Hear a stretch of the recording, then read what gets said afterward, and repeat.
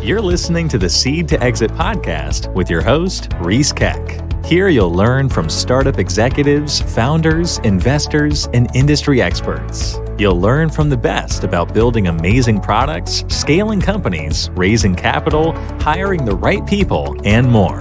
Subscribe and listen in for new episodes and enjoy the show. All right. Well, welcome to another episode of Seed to Exit. Today, I'm joined by Greg Castle, managing partner at Anorak Ventures. Greg, thank you for coming on the show. Pleasure to be here. Cool.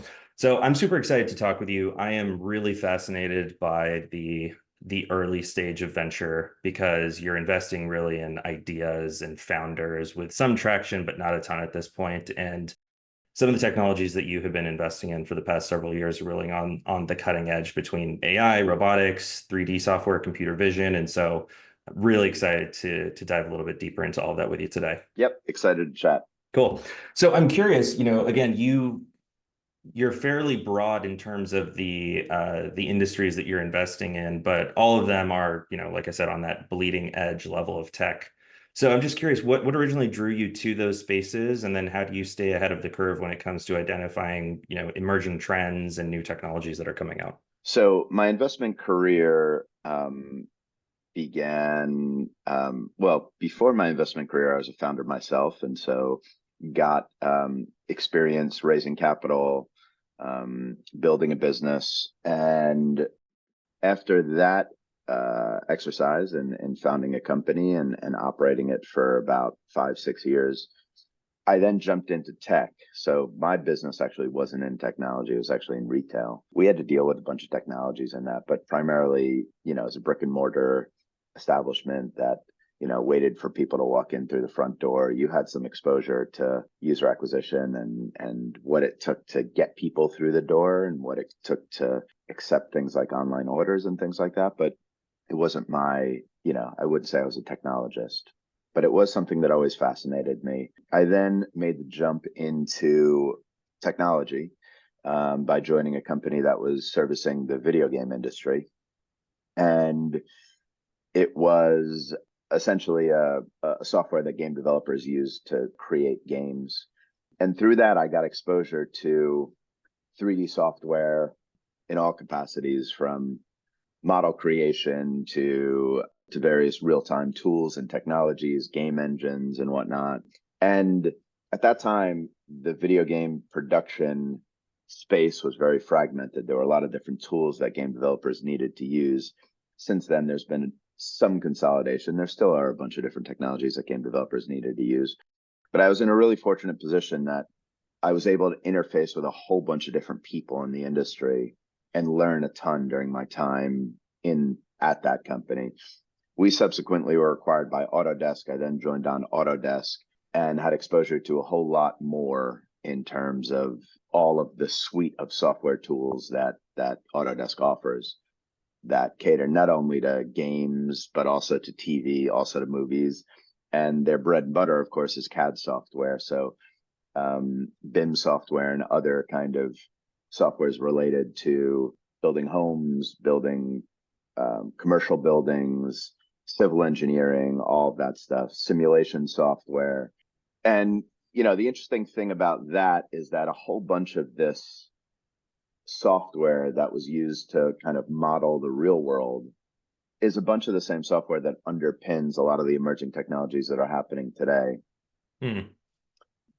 In self-driving cars, in robotics, in computer vision, all these different things. They're all essentially trying to do the same thing, which is replicate the real world in 3D. And I did that for a little while and started to get exposure to a bunch of different startups. One of the companies that I got exposure to was Oculus in the early days. And Oculus was founded by a few of my very close friends and essentially had a front row seat to everything that they were building over there. And that exposed me to a whole bunch of other areas as well, including robotics and hardware and a couple of other things. And my interest grew in these areas. It was really interesting to see, the team from Oculus, there were four of them. Three of them had come from the gaming background and who I had worked with beforehand, and the fourth one was this kind of hardware prodigy, who was Palmer. But as the three of them from the software industry started to spin up on robotics and hardware, I also was able to glean a bunch of interesting tidbits and facts from all of that. And one of the co-founders, Brendan, who's a close friend of mine, his superpower is recruiting, and he did an amazing job of recruiting kind of the best in the business in all of these different areas, like mechatronics and robotics and computer vision. And we would have these late night talks about all of these exciting things that they were doing. And so my interest really was piqued by all of this stuff.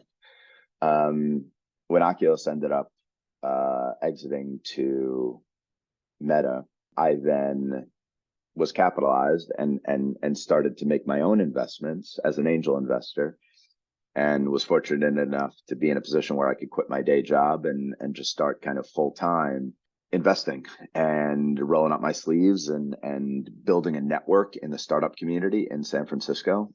And it was a really fortunate situation where at the time the exit to Meta was something that everybody was excited about, not only the existing investors but the whole VC community. And so, of course, the fortunate thing about being a part of an exit like that in a technology that's so nascent is that all of a sudden you become an expert in this field that you only have 18 months head start on some of these other VCs. But I essentially used it kind of as a platform to build my network and to go out and speak to other VCs and speak to other founders, and really took that time to use the platform and build a platform for myself. There were people who were building VR only funds, and I felt as though the opportunity was so nascent that just to limit myself to VR didn't feel right. And so I started investing in a bunch of other areas that were kind of adjacent and then less adjacent to VR. And the feeling was that, or the thesis that I started to develop was that there's a whole bunch of these technologies that were being developed that, to those who understood them and knew how to wield them, had the potential to change industries, all kinds of industries, from waste disposal to defense to security to elder care. And essentially what I started to do is really look for these founders that had this knowledge in some of these really exciting areas, and were coupling that knowledge with specific industries or problem sets that they were excited about, where there was a viable business there already, and look for investments according to kind of that thesis. And to this day, that's what I do. So we're going on a decade now, and essentially Anorak is a continuation of that very thesis. We look for technical founders that are solving difficult problems across industries. Do you think it was a little bit of your background in terms of a founder in a non-technical space that played into your passion for using technology to solve problems in existing industries, like you mentioned, waste disposal, elder care, things like that? Yeah, absolutely. I think kind of what I look for is the marriage of the technical knowledge and the business acumen. Because we're investing at such early stages, I don't necessarily need the founder to have built a business beforehand, but I need the founder to respect the business side of the business. It sounds very obvious, but oftentimes when you're investing in technical founders, that is not the case. They get Yep. incredibly excited about specific technical applications without deep thought about the business that they're going to create around it, as well as without kind of deep thought and respect for some of the areas that perhaps seem a little bit more boring or easy, like user acquisition, profit margins, Yep. hiring and firing, all of the basics of business. I think people can, especially technical founders, can overlook how difficult that stuff is. And it's a different part of your brain that you need to kind of exercise for that stuff. It's it is not often that you find founders that really understand both sides of it well, but when you do find them, they can be the unicorn founders, the Steve Jobs, the Elon Musk, the people who really understand both the technology and the business. Well, and I think to an extent, that's also why the sort of classic founder combination that often gets investments is you have the Yeah, the co-founders, Jobs right? and the Woz. Exactly, right. And Yeah. so do you tend to avoid startups that have the two co-founders and you really just look at technical co-founders, or what is the logic there? No, that's a great point of clarification, which is that I'm looking at the founding team. I don't need both the business and the technology in one person, but I need it in the founding team. And so, yeah, oftentimes I think there's pros and cons, but there's no right answer between, single founders that have the respect of both the technology and the business, or multiple co-founders that kind of can cover those two topics. Totally makes sense. So as long as the total package is there, it doesn't really matter how they're distributed in terms of the founders. Yes. Gotcha. And the founders, the deep respect between the founders and their relative areas of expertise, I think, is also very key. So I didn't realize that you had such a front row seat to the founding and ultimate exit of Oculus. From a business lessons perspective, what are some of the biggest takeaways you had as you watched that company grow?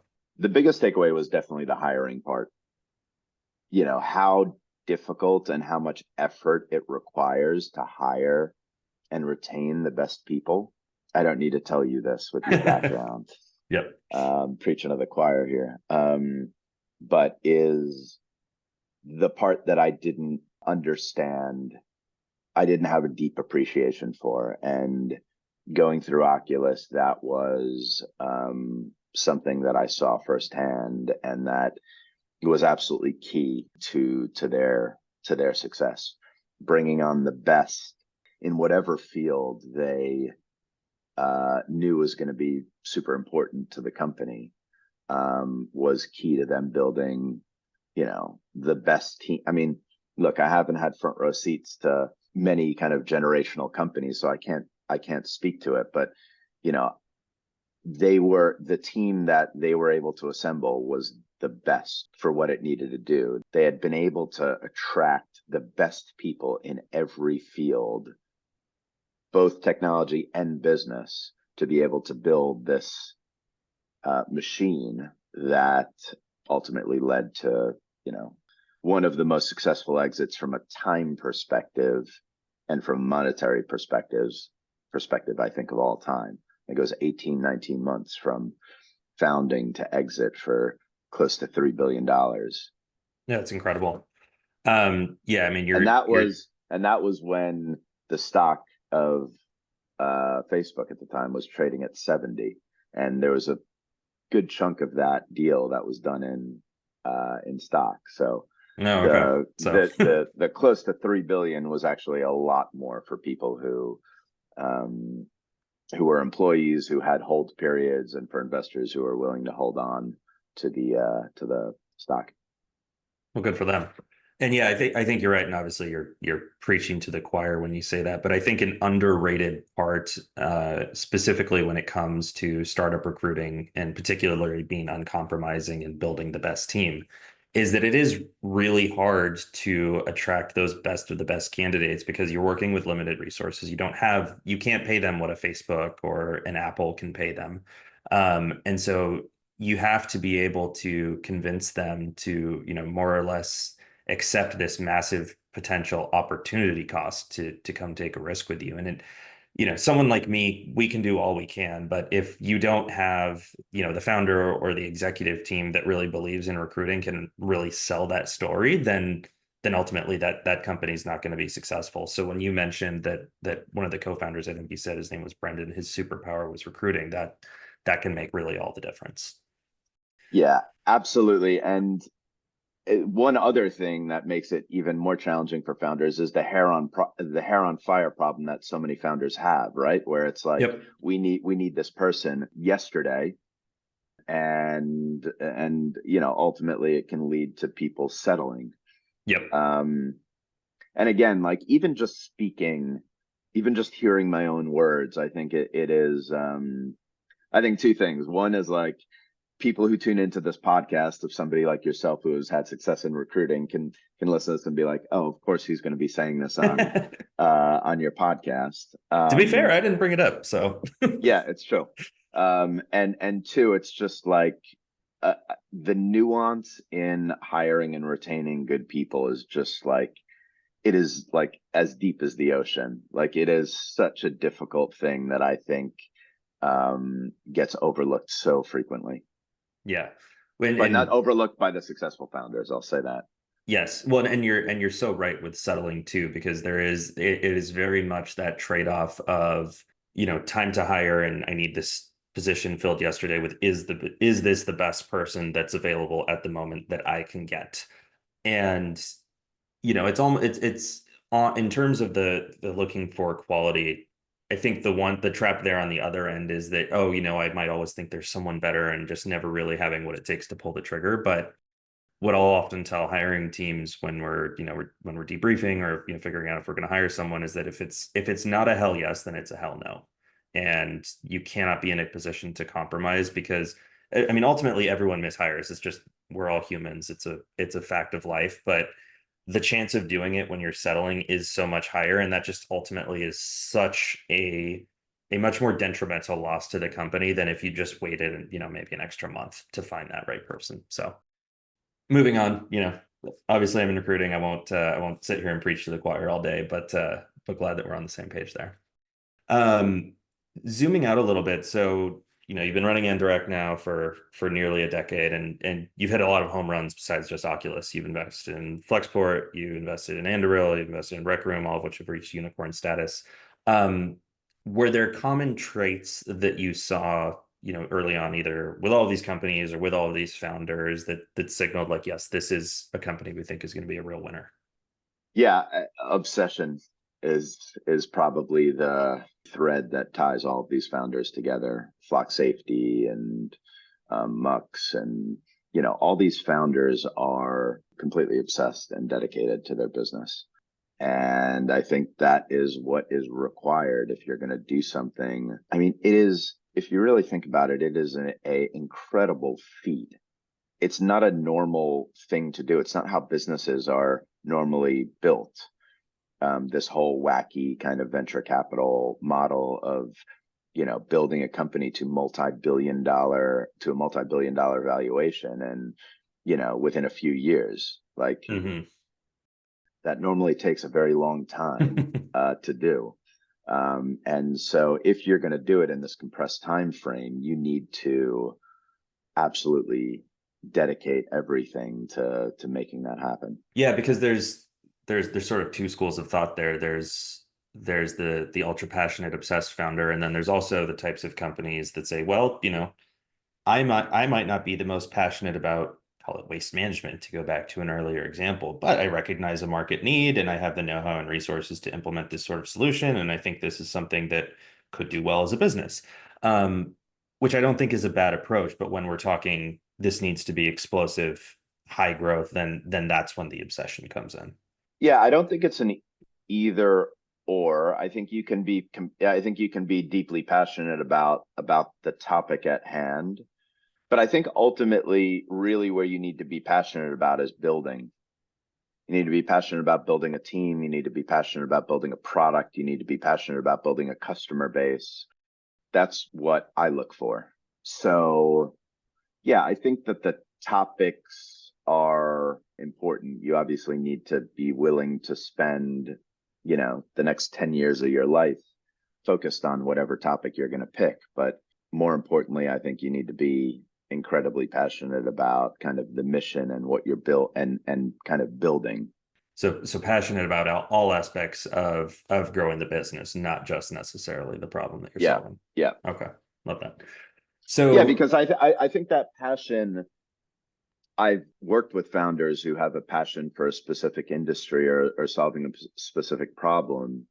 And that passion can kind of blind you, to the business, to kind of the growth, to the building. It's especially in, with our thesis of investing in technical founders, you can have a lot of founders who get incredibly passionate about the technology, but that can be tricky. I think you need to be passionate about building the product, building the company, building your customer base. So I think passion can be a double-edged sword in some cases. Yeah, well, and I'd imagine you probably have to have a higher percentage of tough conversations with technical founders, maybe where it's like, hey, the technology is brilliant, but just the market opportunity, something like the CAC or what have you, is just not enough to make this a viable business. Does that ever happen to you? Yeah, that happens to me all the time. Absolutely all the time. It is a real balancing act. And that's why also, I think I kind of think about building a business in terms of like gears on a car, where you need to shift through the gears in order to reach your desired speed. And those shifts, I think, could be big things. They could be replacing a CEO. They could be, pivoting the business. They could be, they could be any number of big changes to the business in order to reach that desired speed. So when you think about these early stage startups, because I know you're primarily pre-seed and seed, so particularly at pre-seed and also looking at these emerging tech fields that might not have an obvious product market fit yet, other than what we've talked about so far, evaluating the technical founders, making sure they have the full breadth of business and technical experience. What else do you look at when it comes to making an investment decision? There's really two components. There's the founding team, there's the people, and then there's the market that they're going after. The belief is essentially that if you find the right team that is attacking the right market, then they should be able to figure it out. I think venture investors and investors in general generally talk about like the people, the product, and the market. Yep. At the earliest stages, the product is a big question mark. And so really what we're focusing on is the people in the market. Do I believe that this market is a large and growing market that is ripe for disruption? Okay. And do I believe that this is the right team to be able to execute? And in terms of the market, I know you'd mentioned to me one of your superpowers is skating where the puck is going, which sounds like that has the most relevancy to the market component. So how do you do that? What does your strategy look like when it comes to figuring out what the next big market looks like? Reading a lot about, what's happening in the world. I think, you can, working in Silicon Valley, doing what I do, you can certainly, I kind of think that there's like a bunch of different kind of news categories that are important to pay attention to. Your TechCrunch and your Hacker News and things like that are one of them. But another one of them is also kind of the macro statistics around what's happening there. So how much money is going into different areas. Ideally, if there's an area where a ton of money is pouring in, it's not an area that I necessarily want to play in. Where competition is super high, there's a ton of money that's being poured into it. I like to go perhaps where there isn't that much money being poured into a particular area, underserved markets. And then lastly, kind of the macro picture of what's happening in the world, taking venture out of it. population growth trends, you know, aging growth trends, crime, military activity, economics, all of those different areas to kind of get a sense of where I think opportunities are. When it comes to macro events, how much do things like the overall economy affect what you're doing? Like, for example, there's talk about rate cuts coming from the Fed. Do things like that affect you much other than obviously your cost of capital if you're raising outside funds? They do, for sure. On the fundraising side, they certainly do. Yeah, it's certainly something that I take into consideration. How difficult is it potentially going to be for companies to attract the capital that they need to grow? Okay. So if you look over the, call it But the next, essentially, oh, go ahead. I'll say this also is that, like, I look at it as my job to deploy the capital that I've been given by my partners. And so whether or not the economy is good or bad, there are always opportunities there. The public markets is a really easy example to point to of, like, whether or not the stock market is going up or down. There are people who are making money. Yep. And so I look at it as my job to be deploying that capital, and I adjust the strategy according to what's happening. So if I think that it's going to be difficult to attract capital over the next 3 to 5 years, then companies that are going to require a lot more capital need to factor that in when making an investment decision. Makes total sense. So, and talking about the future, when you think about trends that investors should be paying attention to, and founders, just call it over the next 3 to 5 years, what areas do you see those being? I think global stability, from a military and geopolitical standpoint, are definitely one of those things. And I would say probably the most pressing with what's happening right now. But otherwise, there's so many moving pieces in this world. I would be reticent to point to one thing in particular. I think that, founders always need to have their head on a swivel in terms of what's going on in the macro economy to react accordingly. If money is really cheap to borrow, leveraging that. Money is really expensive to borrow or to obtain, really being more efficient in your business operations, staying tighter.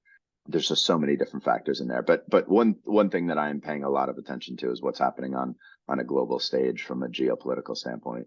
Interesting. And so, the obvious ones that are top of mind for most people right now are, for example, the situation in Ukraine, the situation in Gaza. So I'm assuming you're probably obliquely referring to those things and other related things. So are you saying, for example, like defense technology, Palantir, things like that? Yeah, absolutely. I'm super bullish on defense technology at the moment. I think the two things that are happening that are really important are, one, it's a very unstable situation. And when there's a lot of instability, then there's a lot of spending on hardware and software that helps keep people safe and feeling at ease.